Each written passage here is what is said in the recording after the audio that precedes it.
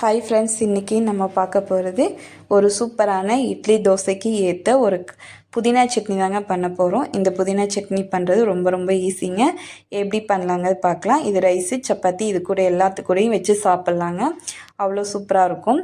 இப்போ நான் பச்சை மிளகா, வரமிளகா, தேங்காய், வெள்ளைப்பூடு, நம்ம சின்ன வெங்காயம், தக்காளி, புதினா எல்லாமே எடுத்துருக்குறோம். புளி எல்லாமே சேர்த்துக்கோங்க. இப்போது 2 ஸ்பூன் 2லேருந்து 3 ஸ்பூன் எண்ணெய் விட்டுக்கோங்க. ஒரு கடாயில் எண்ணெய் சூடானதுக்கப்புறம் நம்ம சின்ன வெங்காயம், அடுத்து பூண்டு இது எல்லாத்தையும் வதக்க போகிறோம். ஃபஸ்ட்டு பூண்டையும் சின்ன வெங்காயத்தையும் நல்லா வதக்கி எடுத்துக்கோங்க. இப்போ இந்த வதங்குற டைமில் வரமிளகா சேர்த்துக்கோங்க. ஒரு 5 வரமிளகா சேர்த்துக்கோங்க. இப்போ பூண்டு, சின்ன வெங்காயம், வரமிளகா இது 3ஐயும் நல்லா எண்ணெயில் வதக்கி விடுங்க. இப்போ இது நல்லா வதங்கி வந்துட்டுருக்குதுங்க. இந்த டைமில் நம்ம நல்லா பழுத்த தக்காளி 4 தக்காளி கட் பண்ணியிருக்கோம், அதை சேர்த்துக்கலாங்க. இப்போ இந்த தக்காளியும் நல்லா வதக்கி விடுவோம். இந்த டைமில் நம்ம புதினா க்ளீன் பண்ணி எடுத்து வச்சுருக்கோம். இது ஒரு கைப்பிடி அளவு இருக்குங்க. நல்லா நல்லா வதங்கணும், எண்ணெயிலே வதங்கணும் இதை. இப்போ இது 2 பச்சை மிளகாயும் சேர்த்துக்கிறோம். இந்த டைமில்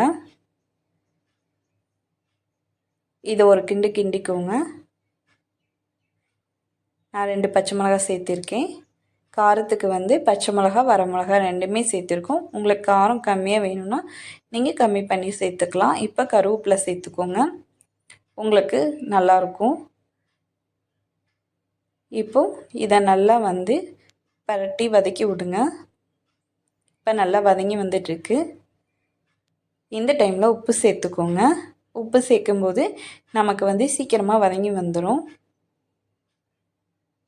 இந்த தக்காளி எல்லாமே வதங்கி வரணுங்க. தண்ணி எதுவும் இருக்கக்கூடாது. அந்தளவுக்கு நல்லா வதக்கி எடுத்துக்கோங்க.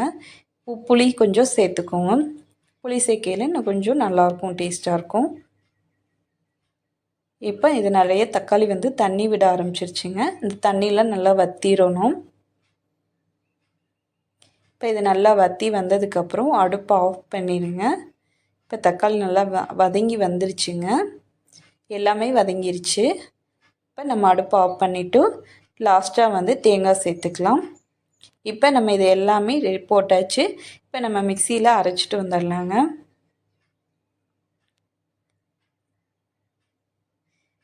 இப்போ இது எல்லாத்தையும் போட்டு அரைச்சி எடுத்துகிட்டு வந்துடலாம்.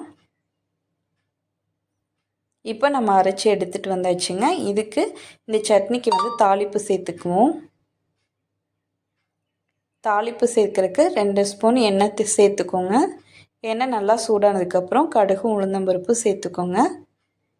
இப்போ நல்லா கடுகு பொரிஞ்சு வந்ததுக்கப்புறம் நம்ம கருவேப்பிலை சேர்த்துக்கோங்க. கருவேப்பிலை நல்லா பொரிஞ்சு வந்ததுக்கப்புறம் அடுப்பை ஆஃப் பண்ணிடுங்க.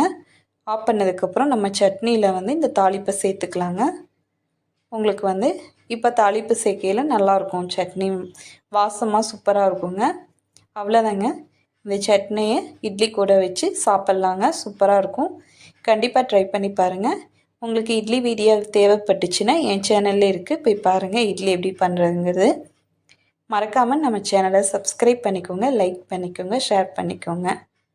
பாய் பாய்.